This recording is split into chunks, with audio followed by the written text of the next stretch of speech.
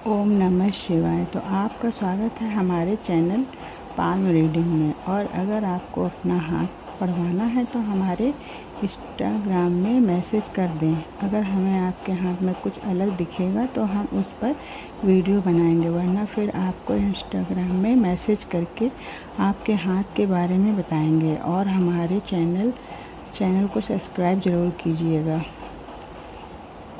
आज हम बताना चाहते हैं कि शादी की जो रेखा होती है उसके बारे में।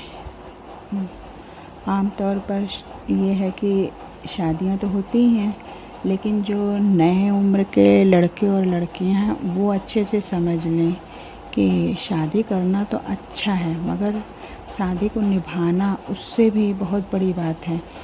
इसलिए क्या कहते हैं, जब शादी की रेखा हृदय रेखा की तरफ झुकाव करने लगे तो समझ लेना चाहिए कि पति या पत्नी किसी के भी अगर इस तरीके के हाथ में रेखा है और वो झुकाव कर रही है तो फिर घर में नोक झोंक हो, लड़ाई झगड़ा हो, मन मुटाव हो, या किसी चीज़ की वजह से घर में लड़ाई हो रही हो तो उस पर अपना विशेष ध्यान दो। और उसके लिए आप अपना क्या कहते हैं, एक दूसरे को समझने की कोशिश करो। और अगर वो समय सही ना हो तो कुछ दिन के लिए अपना चुप हो जाओ, या क्या कहते हैं उस विषय की चर्चा ही मत करो। वरना ऐसे हाथों में ये होता है ज़्यादा करके कि लोगों का मन मुटाव होते होते वो लोग भले ही अलग ना हो, लेकिन ज़िंदगी भर वो ताना कसी वाली ज़िंदगी चलती रहती है। और अगर पूरा छू जाए हृदय रेखा की तरफ वो शादी की रेखा, तो समझ लीजिए कि वो इस स्थितियों में पहुंच जाती है कि बहस होते होते एक दूसरे का खून भी कर दें तो वो भी कोई कम नहीं है। मतलब अंदर मन मुटाव, ग्लानि और हर तरीके की उसमें हो जाती है। मैं कोई शादी का वो नहीं रह जाता है।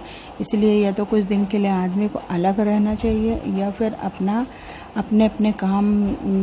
अपने काम को समझ करके उसी हिसाब से करना चाहिए, क्योंकि फिर आगे पछतावा ही रह जाता है।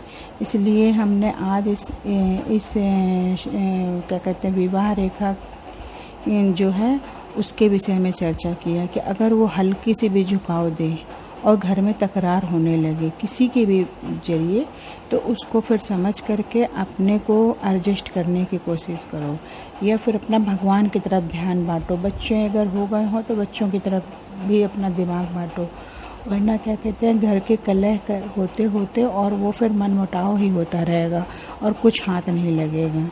इसलिए आज के लिए इतना ही। धन्यवाद। ओम नमः शिवाय।